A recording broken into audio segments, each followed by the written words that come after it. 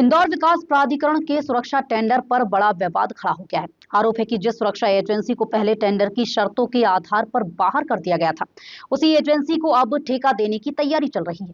सवाल इसीलिए भी उठ रहे हैं क्योंकि पहली निविदा में साफ शर्त थी कि जिस एजेंसी के खिलाफ किसी भी न्यायालय में आपराधिक प्रकरण लंबित होगा, उसे टेंडर नहीं दिया जाएगा।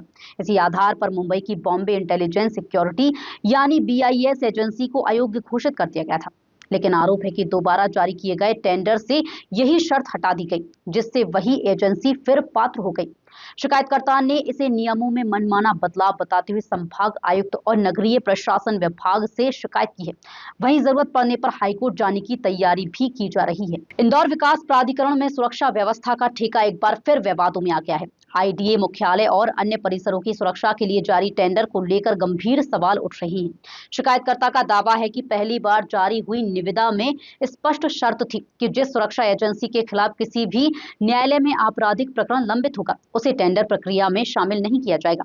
इसी नियम के आधार पर मुंबई की बॉम्बे इंटेलिजेंस सिक्योरिटी यानी BIS एजेंसी को अयोग्य घोषित कर दिया गया था और उसे तकनीकी प्रक्रिया से बाहर कर दिया गया। लेकिन आरोप है कि इसके बाद IDA ने दोबारा वही टेंडर जारी किया और इस बार सबसे अहम शर्त ही हटा दी गई, यानी आपराधिक मामले से जुड़ी अयोग्यता का प्रावधान समाप्त कर दिया गया।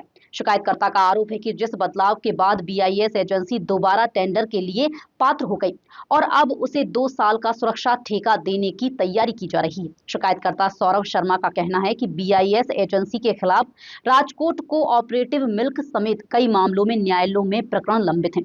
ऐसे में टेंडर की शर्त बदलना पूरी प्रक्रिया की निष्पक्षता पर सवाल खड़े करता है। उनका आरोप है कि कुछ अधिकारी इस एजेंसी को ठेका दिलाने के लिए नियमों में बदलाव कराने तक आमादा रहे। मामले की शिकायत संभाग आयुक्त और नगरीय प्रशासन विभाग को भेजी जा चुकी है। शिकायतकर्ता का कहना है कि यदि एजेंसी को ठेका दिया जाता है तो पूरे मामले को हाईकोर्ट में चुनौती दी जाएगी। अब सबसे बड़ा सवाल यही है कि क्या टेंडर की शर्तों में बदलाव किसी प्रशासनिक आवश्यकता के तहत किया गया या फिर किसी खास एजेंसी को फायदा पहुंचाने के लिए। यही सवाल अब IDA की कार्यप्रणाली पर भी उठने लगे हैं। एक्चुअली यह कहता 2024 में एक निविदा निकाली गई थी सुरक्षा एजेंसी हायर करने के लिए। तो उस समय 7 कंपनी आई थी, जिसमें से बॉम्बे की एक कंपनी है बॉम्बे इंटीग्रेटेड सिक्योरिटी, उसका सफल निविदाकार के रूप में चयन हुआ था। तत्पश्चात उसको अनुबंध करने के लिए आमंत्रित भी किया गया था। बाद में आपत्ति आती है कि इस कंपनी का आपराधिक रिकॉर्ड बहुत ज़्यादा है, इसके खिलाफ कोर्ट केसेस ज़्यादा हैं। तो उस समय के जो CS थे RP अहिरवार साहब, उन्होंने जाँच कराई थी और उसके बाद उनका ट्रांसफ़र हो गया। तत्पश्चात जो अभी अहिरवार जो अपने डॉक्टर परीक्षित जी हैं IDA के CO, उन्होंने संज्ञान लिया और उस निविदा को कैंसिल कर दिया। उसके बाद में जो BIS कंपनी के जो यहाँ पे लोकल लेवल का स्टाफ है, वो यहाँ के जो CFO हैं भूपेंद्र परमार जी, उनके पास में टेंडर बनाने की जिम्मेदारी थी। तो जिस क्लोज के कारण उस कंपनी को टेंडर से बाहर किया गया था, उस क्लोज को इस बार हटा दिया गया और वापस से उसी कंपनी का एक सफल निविदाकार के रूप में चयन किया जा रहा है, जो कि मुझे लगता है गलत है। क्योंकि एजेंसी जिसका आपराधिक रिकॉर्ड है उसको सामाजिक सुरक्षा की जिम्मेदारी नहीं दिया जाना चाहिए, मेरा ऐसा मानना है। बाकी फिर IDA अपना जो भी पक्ष समझे। अब इसका सही जवाब तो BIS कंपनी के लोग या जिस व्यक्ति ने टेंडर बनाया है, जिस व्यक्ति ने टेंडर के क्लॉज को बदला है, वही दे पाएंगे। लेकिन मेरे ख्याल से इसमें ऐसा है कि अगर उस क्लॉज को बदला गया है तो कहीं ना कहीं उस कंपनी को फ़ायदा पहुंचाने के लिए ही किया गया है काम, क्योंकि उस क्लॉज के कारण उस कंपनी को टेंडर से बाहर होना स्वाभाविक सी बात है, होना चाहिए। और अगर वो टेंडर का क्लॉज हटाया है और मीन्स हटवाया है, वो तो हटवाया है, तो इसका जिन्होंने हटवाया है वही अच्छा उत्तर दे पाएंगे।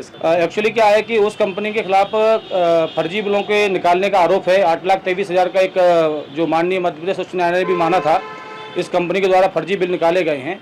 इसके अलावा फूड कॉरपोरेशन ऑफ इंडिया का एक मैटर था, वहाँ से इसको ब्लैकलिस्ट किया गया है। इसके अलावा दिल्ली एजुकेशन डिपार्टमेंट से, अभी वर्तमान में रिसेंटली ये steel authority of India Bokaro plant से भी ब्लैकलिस्टेड हुई है। तो ये सभी जानकारियाँ हमने IDA को भी दी है। अब IDA उस पर कितना अमल करता है तो IDA के अधिकारी ही बता पाएंगे।